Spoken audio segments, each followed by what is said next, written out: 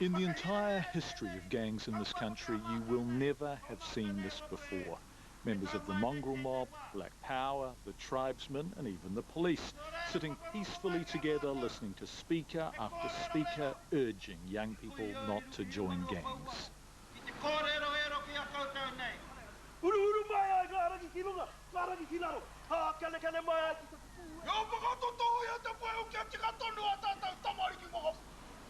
And while a myriad of social agencies have similar messages, the more lost a youth is, the less chances social agencies have of getting to them. These men know where the damaged kids are, and they can talk to them. The ones that I'm talking about are the ones that have been finding themselves in the deep shit. The ones that have been scrapping and killing each other. Those groups. The ones that nobody can get to. That's why we're here.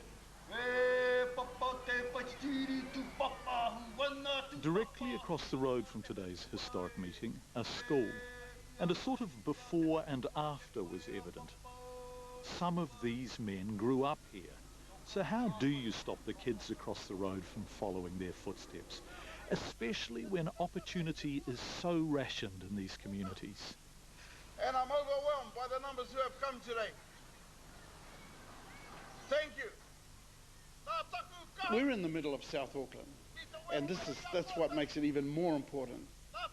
Yeah, this is a historic occasion for these groups who have been warring for generations now.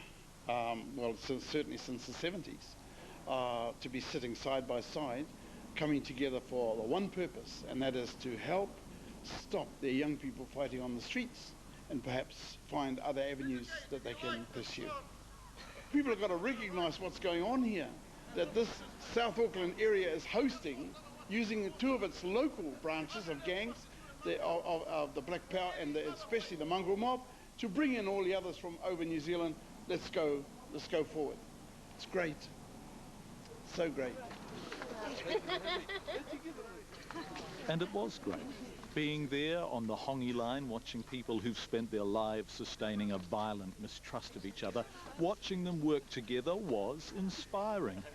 But the point is, many of these men are middle-aged now. They have years to look back on, not always with pride.